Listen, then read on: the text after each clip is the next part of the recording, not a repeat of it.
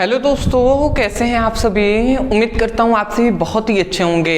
तो आज के इस वीडियो में हम पढ़ने वाले हैं क्लास 11th केमिस्ट्री का दूसरा चैप्टर जो है परमाणु की संरचना। इस चैप्टर का ये लेक्चर 8 है, 8वां वीडियो है। आज के इस वीडियो में बहुत ही इंपॉर्टेंट टॉपिक पर डिस्कस करने वाले हैं जो है डी ब्रोगली समीकरण। तो डी ब्रोगली समीकरण क्या होता है पूरा डिटेल में हम एक्सप्लेन करेंगे। मैं आपको विश्वास दिलाता हूं कि बहुत ही आसानी तरीके से आपको समझ में भी आएगा और याद करने का प्रयास करेंगे तो सब कुछ याद भी हो जाएगा।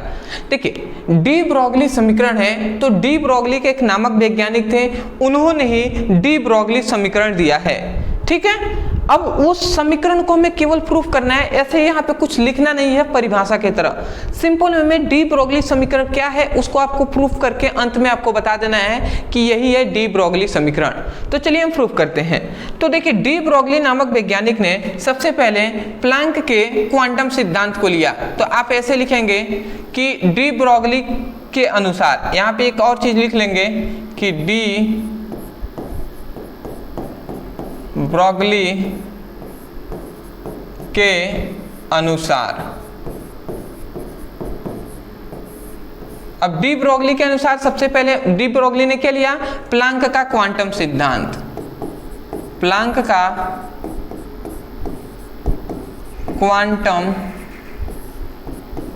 सिद्धांत। तो प्लैंक के क्वांटम सिद्धांत में क्या उनको बताया गया? प्लैंक का जो क्वांटम सिद्धांत है उसमें उनको बताया गया E इक्वल टू, प्लैंक का क्वांटम सिद्धांत का फॉर्मूला होता है E इक्वल टू H और म्यू। ये फॉर्मूला होता है प्लैंक के क्वांटम सिद्धांत के अनुसार, जहां पर भैया E क्या है? E है एनर्जी, ठीक है। यहाँ पे H क्या है? प्लैंक नियतांक है। और म्यू क्या है? म्यू क्या है? प्रकाश की आवृत्ति है, ठीक है। तो ये आप याद रखेंगे। उसके बाद एक और प्लैंक के क्वांटम सिद्धांत, उसके बाद जो डी ब्रोगली ने एक और समीकरण लिया, वो समीकरण है, इन्होंने एक और समीकरण लिया जो है आइंस्टीन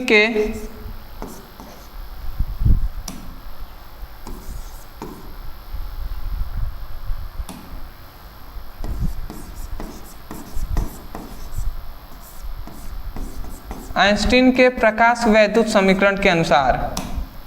प्रकाश वैद्युत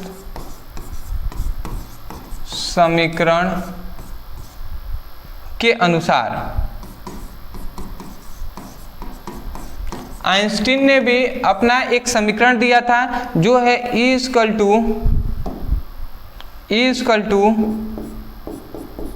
mc²। ये बात आपको पता होगा, आइंस्टीन ने भी एक समीकरण दिया था जो है E इक्वल टू mc²। ठीक है, तो ये हमने लिख दिया। अब देखिए, आइंस्टीन ने भी एक समीकरण दिया था जो है E इक्वल टू mc²।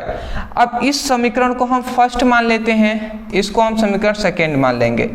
अगर आप दोनों में देखते हैं, m क्या है? यहाँ पे द्रव्यमान है कोई भी कण का। c क्या है? प्रकाश की चाल है या वेग हम कह सकते हैं। e क्या है? एनर्जी है। तो अगर हम देखें दोनों में, तो दोनों में जो e है, E या क्या है? ऊर्जा है, एनर्जी है। तो दोनों का जो E बराबर है, तो इसका मतलब इधर का लेफ्ट हैंड साइड बराबर है तो राइट हैंड साइड आपस में भी बराबर होंगे। तो अगर ये दोनों बराबर हैं तो हम लिख सकते हैं कि जो mc² है, mc² जो mc² है वो बराबर होगा, इक्वल होगा h म्यू के बराबर हो सकता है। अब आप थोड़ा सा समझिएगा, इसमें क्या आपको समझना है।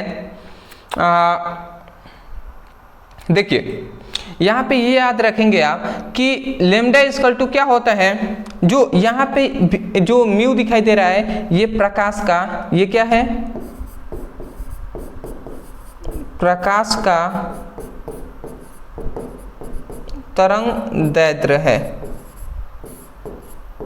ठीक है। सॉरी, प्रकाश का तरंग दैर्ध्य कैसे हो जाएगा भैया? प्रकाश की आवृत्ति न है, आवृत्ति बात समझ में आ गया। यहाँ पे जो म्यू दिखाई दे रहा है, जो म्यू है वो क्या है, वो म्यू इस प्रकार नहीं हो, म्यू जो इस प्रकार दिखाई दे रहा है वो प्रकाश की आवृत्ति है। तो प्रकाश की आवृत्ति का एक फॉर्मूला आप याद रखेंगे, आपको पता होना चाहिए, और नहीं पता है तो ये फॉर्मूला याद रखेंगे।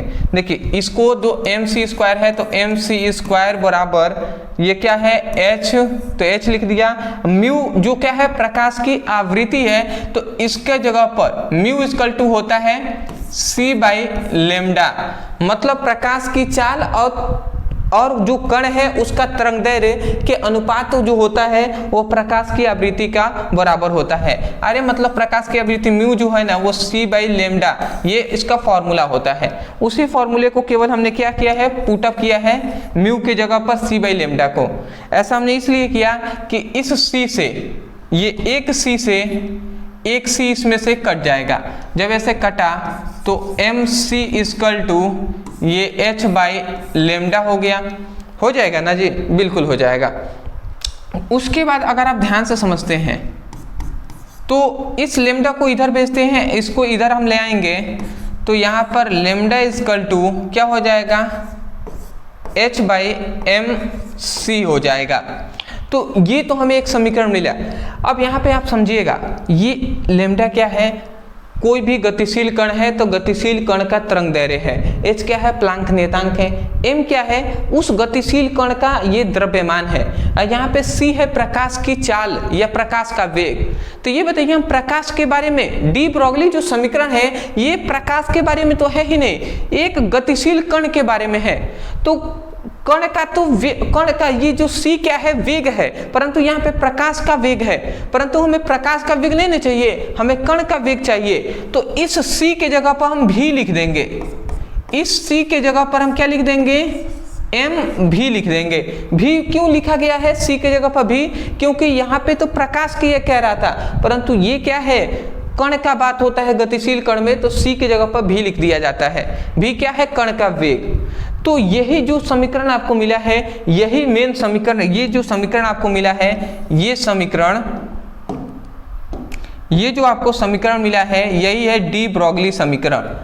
या हम ऐसे भी कह सकते हैं, या हम इसे ही आप ध्यान से समझेंगे, इसके इक्वल टू में देखिए h है तो h हमने लिख दिया, और mv के जगह पर हम p भी तो लिख सकते हैं। क्यों, क्योंकि p क्या है, संवेग है, संवेग बराबर होता है द्रव्यमान गुणे वेग। तो ये m द्रव्यमान है और v क्या है, वेग है, तो द्रव्यमान गुणे वेग की जगह पर p भी तो लिख सकते हैं। तो ये जो आपको समीकरण यहाँ पे मिला है, ये समीकरण क्या है, यही समीकरण है डी ब्रोगली समीकरण, जो है लेमडा इक्वल टू h/mv या इक्वल टू में h/p हम लिख सकते हैं।